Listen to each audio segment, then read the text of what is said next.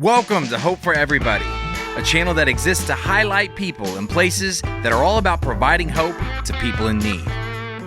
Check out today's episode. Hey, this is Chandler. Welcome to Hope for Everybody again. You'll remember we are highlighting organizations that help give hope for everybody. And I'm here with Nikkole Worship Wilson, who is the founder of the Kingdom of God Ministries, which is a nonprofit organization. Nikkole, tell us something about the Kingdom of God Ministries, what you do, how you got started. Give us some of your background. Just tell us all about you and your ministry. Absolutely. For the past 25 years, I have been in the criminal justice arena. For about 15 years, I was a probation officer and a parole officer here with the state of Texas. And I realized that I love helping others. And so in 2014, we decided to step out on faith and start our nonprofit and our ministry. What I realized, even growing up in church, I realized that there was a gap and a disconnect with those that are in the Christian faith community and those that are in the real world. And so our goal is to bridge that gap, to be able to show them Christ, show them love, but also be able to help with the practical things that people navigate through. And so through my years of being a probation and parole officer, I was able to see what people have dealt with and what they have been through. So tell us about the activities of the Kingdom of God Ministries today. Like, I know, for example, you just took a group of at-risk youth, I think, to a water park or whatever. Tell us about that. Absolutely. And so we took a group of young men that was fully sponsored through our partners and donors, where we were able to give them experience of going camping and just having that time away from everyday life. Some of them grew up in single parent homes, and so some of them don't have that father figure. So I was able to call on our partners, some male partners, to be able to be mentors and be able to have that time of refreshing, that time of sporting, and that time of family and community.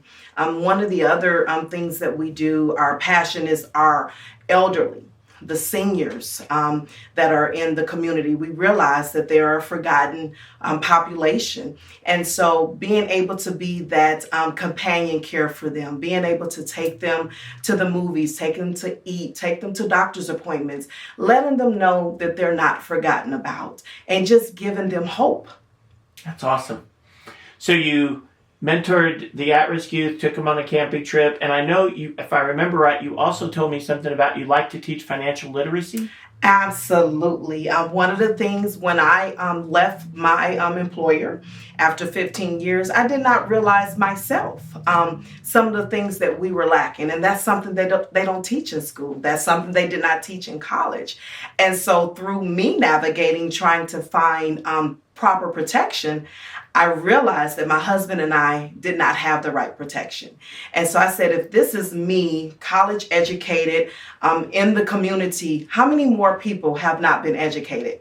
And so one of the things that we do, we go into schools. Also, we're actually working with another prison ministry now, teaching them about financial literacy, how to open a checking account, the importance of building credit. And so that is another one of our passions. That's awesome. So as a nonprofit founder, operator, Yes. I know as a nonprofit founder and operator that, of course, one of the greatest challenges we face is raising money. So setting that one aside, which we both know is an issue, what would you say are some of the greatest challenges that you face trying to run and operate a nonprofit, besides the money, which we all want more of? But what are the challenges? Resources. Resources. Just even trying to help people get an ID, trying to help them with their Social Security benefits. There's a disconnect. And so I'm realizing through networking and finding other nonprofits, being able to connect with them. And that saves time, money, energy to be able to have that person say, hey, I need you to help me with that, or be able to call another resource. And so that has been one of the challenges that we have faced these past few years. You know, as a nonprofit, when you don't know what's out there, You don't know. And so one of the greatest challenges that I found is just the lack of community. Yes. There is no community. We don't know each other exists, right? I mean, this is a major problem within the nonprofit communities. We don't talk to each other. We don't know each other exists. We don't know our community leaders. We don't know our community activists. We don't know our community representatives, our Senate, our representatives, state representatives, those things. We generally don't know them the way that we should so that we can all be working together. So would you agree that is certainly probably one of the most significant challenges? Absolutely. And communication. And being able to somehow meet or have some kind of internal communication with each other would be a great asset. If you're liking this content, please help us grow. Like, subscribe, and let's keep the good times rolling. Now back to the episode. Realizing that, of course, you know that this is Hope for Everybody. Yes. And our large project that we're starting on right now is building a portal for nonprofits to be able to communicate with each other, to find each other, to interact with each other. You would certainly agree that would be valuable to anybody running a nonprofit? Absolutely. I think that it will be able to expand our reach and that we'll be able to help more people. Absolutely. And so we won't be able to use other resources and exhausting other things and focus on that, where we can just go to this portal and be able to share and use the information across the board. So I think this will be of value to every nonprofit, and especially those ones that are just getting started and trying to get their foot in the game. Yeah. So the example that I love to give is when we started trying to come up with this idea and this model for what we're doing, I just had one of our guys, in fact, Brandon, who's been a part of the ministry for a while, Brandon Riggs, and has done some of the interviews or whatever in the past. I asked him, I said, hey, just go to North Texas Giving Day website and just check out and see, does anybody do car repairs? Come to find out, Nikkole, there was literally a nonprofit dedicated to doing car repairs 10 minutes from my office. Wow. Last year, this ministry spent about $20,000 on car repairs. Now, that money could have been lessened or eliminated possibly. I don't know what their support level is, or could have gone to that nonprofit. Exactly. To help them further their mission.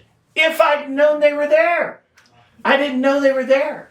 So this idea of connection within the community is so critical and it's so valuable. I think you'd agree, right? It's very necessary. And one thing that you said, that it will be you all helping each other. You know, they're helping a need, and then you also being able to help them. And instead of putting the money into an outsource, you can put it within the nonprofit community, which we all will grow together. Absolutely.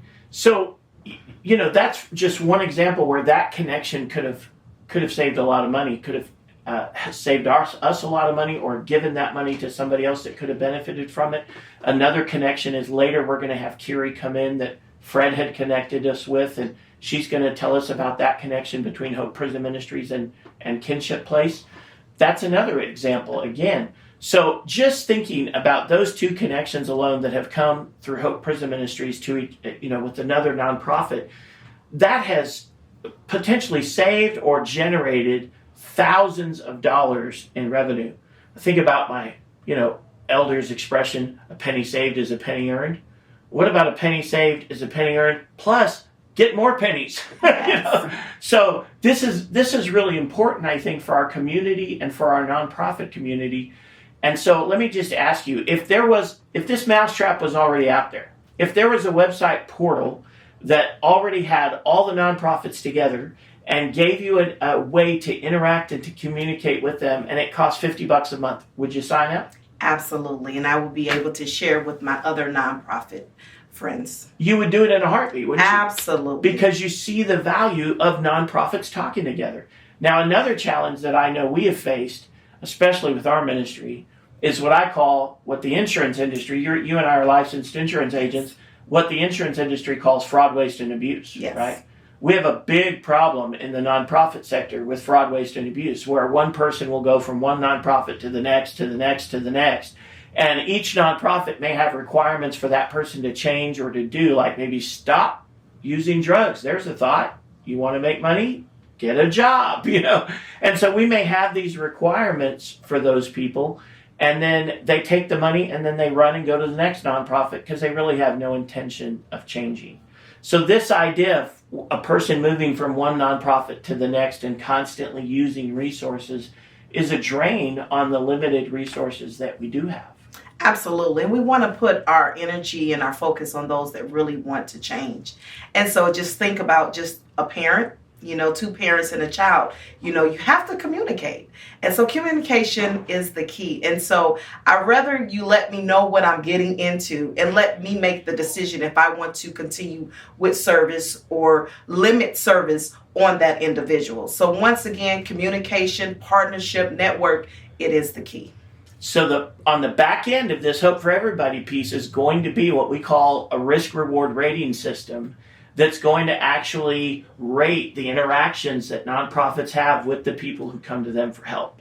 So that when somebody comes to apply for you for help, if they've been in the system at the Hope for Everybody website, there's going to be kind of a rating system possibly tied to that person that's going to say, hey, this person came to our organization, they did a great job, they did everything they were supposed to do, and Nicole's going to look at that and go, this is somebody I want to help.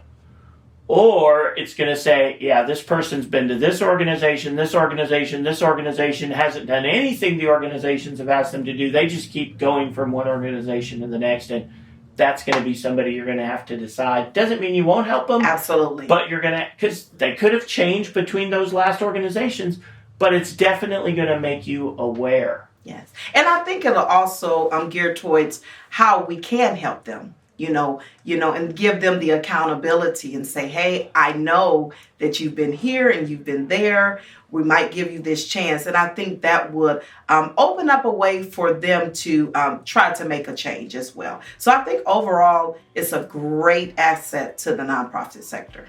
And you could see how that reward system, that rating system, could actually help you make better decisions. Absolutely. Be better steward of the resources we have. Because we want to be good stewards, and we want to be intentional even when we are going to our donors and our partners. We want to make sure that we are being very intentional with the resources that they are providing us, because as you know, our reputation, integrity, and character is very important when you're asking people to get behind and support the cause. Absolutely, yeah.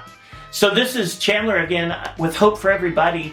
And we're excited about this project being developed, and I'm so thankful for Nikkole being here today. And I hope that you'll continue to follow us on social media, like us, click us, whatever it is that you do. And we look forward to visiting with you next time. Thank you so much. We've reached the end of today's episode of Hope for Everybody. If you'd like to be a part of the show and tell us your story, please visit us online at hopeforeverybody.org.